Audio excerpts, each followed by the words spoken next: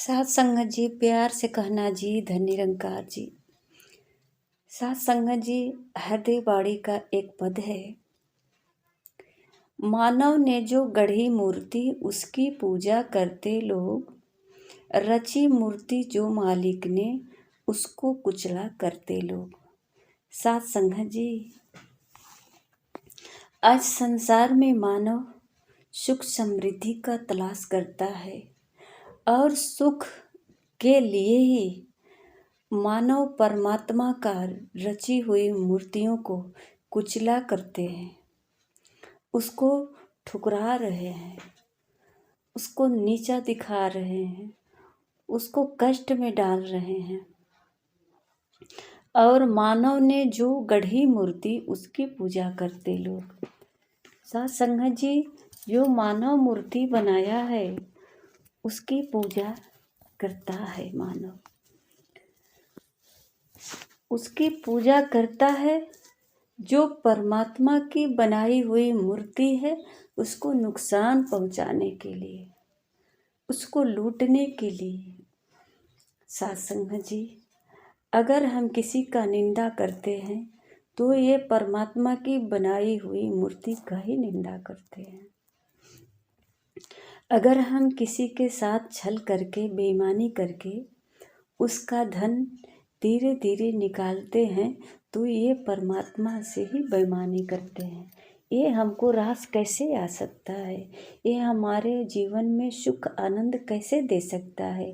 हमने तो परमात्मा के साथ ही ठगबाजी किया। परमात्मा ने जो मूर्ति बनाया है उसी को लूट रहे हैं। साथ संगत जी, हम मानव अपने हाथ से बनाई हुई मूर्ति का इतना लगन से, इतनी श्रद्धा से पूजा करते हैं। काश यही समझ आ जाता कि परमात्मा जो मूर्ति बनाया है उसकी हमको पूजा करना चाहिए, क्योंकि परमात्मा नाखून से लेकर बाल तक, उसमें एक भी हमारे बस की बात नहीं है कि हम किसी का नाखून लगा दें, किसी का बाल बना दें। साथ संगत जी, अगर थोड़ा बहुत किसी का शरीर में कोई बीमारी लग जाती है तो उस तरह का डॉक्टर भी नहीं बना पाता है जैसे कि परमात्मा का बनाया हुआ होता है। तो साथ संगत जी, जब इस संसार में कोई नहीं है जो परमात्मा के जैसा बना पाए, इस परमात्मा की बनाई हुई मूर्ति में प्राण प्रतिष्ठा नहीं करना पड़ता है। इसमें परमात्मा ने पहले से ही नाक, नक्शा, आँख, प्राण प्रतिष्ठा सब कुछ करके इस संसार में भेजता है। और साथ संगत जी, इसकी पूजा तो हम नहीं करते हैं ना, जिसमें परमात्मा स्वयं प्राण प्रतिष्ठा करता है, स्वयं इसको अपने हाथों से नाखून से लेकर चोटी तक संवारता है। माँ के गर्भ में 9 महीने तक बैठकर इसकी रचना करता है और माँ के शरीर से साथ संगत जी दूध भी पिलाता है, माँ के हाथों से इसका लालन पालन भी करता है। साथ संगत जी, ना हम तो माँ का कदर कर पाते हैं, न बच्चे का कदर कर पाते हैं। बच्चा जब तक छोटा होता है प्यार दुलार मिलता है, पर साथ संगत जी जब बड़ा हो जाता है वही बच्चा, तो अब उससे हमारी जो उम्मीदें होती है वो नहीं करता है, वो उम्मीद पूरी नहीं करता है। जैसे कि माँ बाप का उम्मीद होता है कि अब तुझे पढ़ाया लिखाया, बड़ा हो गया, अच्छा से पढ़ाई कर, कोई बड़ा आदमी बन, अफसर बन और धन कमा। और अगर वो नहीं कर पाता है तो उसे भी प्यार मोहब्बत नहीं मिलता है, प्यार का वो भी मोहताज हो जाता है। तो साथ संगत जी कहते हैं कि इस संसार में परमात्मा की बनाई हुई मूर्तियों को हर समय दुत्कारा गया है, उसे कष्ट दिया गया है। कहीं पे साथ संगत जी अगर कोई भाई थोड़ा सा ये बड़ा है या जो है शक्ति वाला है या झगड़ालू टाइप का है या उसके पास कानूनी विद्या है, तो वो छल कपट से दूसरे भाई का धन को हड़पना चाहता है। कभी मन में विचार नहीं आता कि ये भाई तो भाई मेरा ही है, ये परमात्मा का बनाया हुआ है, तो इसके साथ हम छल करेंगे तो परमात्मा हमें कैसे सुखी करेंगे। जिस सुख के तलाश में, जिस सुख के खातिर हम दूसरे सामने वाले हम सकल हमारे जैसा व्यक्ति है, जो मानव है, उसको हम तड़पा रहे हैं। कहीं सत्संग जी मानव जो है पशु पक्षियों को काट कर खा जाते हैं, अपनी भूख मिटाने के लिए किसी को बलि दे देते हैं। सत्संग जी कैसे भूख मिट सकता है, कैसे हमारे अंदर स्वच्छता और सुख का उम्मीद टिक सकता है। जिस उम्मीद से हम इस तरह का बलि देते हैं, जिस उम्मीद से हम इस तरह का जीवों को तड़पाते हैं, तो सत्संग जी कैसे हमारे जीवन में सुख आनंद प्राप्त हो सकता है। सत्संग जी ये परमात्मा का रचा हुआ संसार है, जिससे जिससे हम छल कपट से अपने को सुखी करना चाहते हैं, जिससे हम छल कपट से अपने आप को ऊपर रखना चाहते हैं।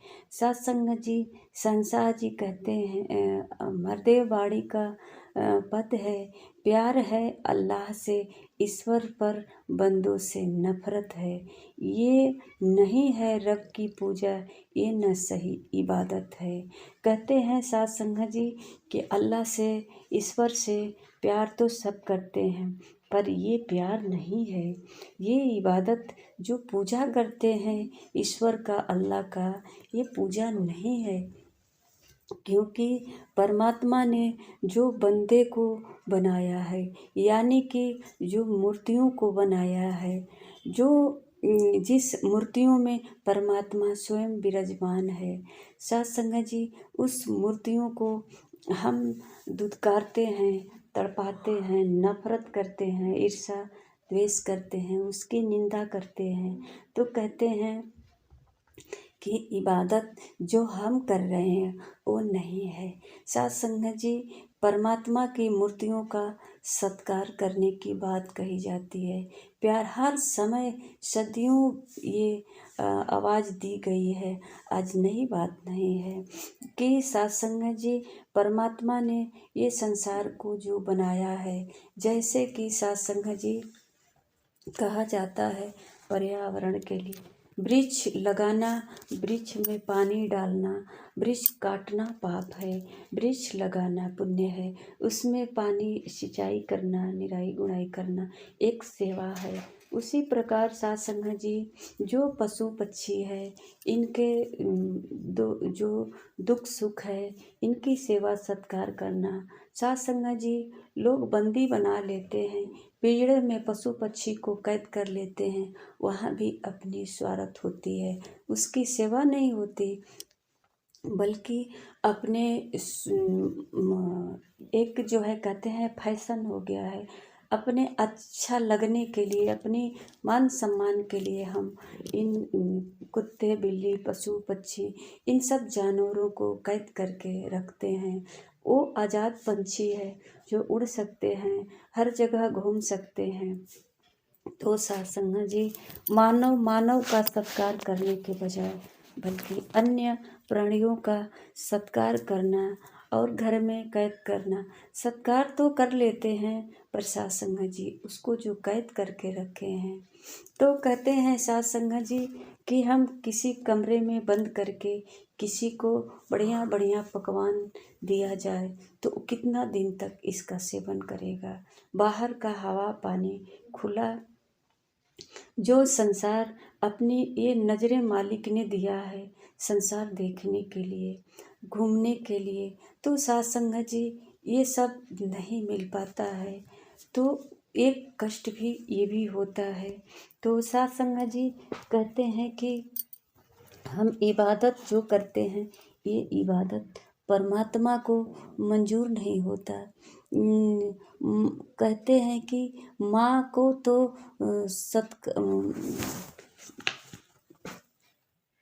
माँ को तो सत्कारेंगे पर बच्चों को ठुकराएंगे। ऐसा करके हम माँ का आशीष नहीं ले पाएंगे। मतलब कहते हैं, उदाहरण है सत्संग जी कि अगर किसी के बच्चे को हम मारेंगे और माता पिता के साथ दोस्ती करेंगे तो माता पिता कभी खुश नहीं रह सकते। वो क्योंकि उनकी खुशी, उनका भविष्य अटका है अपने बच्चों में। उनका अपना जो है सुख, हर जो है आनंद अपने बच्चों से ही प्राप्त होता है, क्योंकि पूरा जीवन अपने बच्चों की खुशियों में लगाया है। तो बच्चे खुश नहीं रहेगा तो माँ बाप कैसे खुश रह सकता है। इसी प्रकार साथ संगत जी, परमात्मा ने जो सृष्टि का रचना किया है इतनी सुंदर से, इतनी कहते हैं अति कृपा भगवान ने करके दी, अति सुंदर काया है। इतनी सुंदर काया, नाक नक्शा जो इतनी सुंदर सासंग जी, जिसकी व्याख्या नहीं की जा सकती है। परमात्मा ने इसे इतना सुंदर बनाया है, जो संसार में ऐसा कोई इंजीनियर नहीं है जो बना सकता है। परमात्मा ने प्राण प्रतिष्ठा और नाक नक्शा, जो सांसें सूंघने की शक्ति, बोलने की शक्ति, देखने की शक्ति, हर इंद्रियां अपना अपना कार्य स्वतः कर रही है। ये सारी शक्तियाँ परमात्मा सब में कैसे मौजूद है और कैसे सब अपने अपना कार्य कर रही हैं।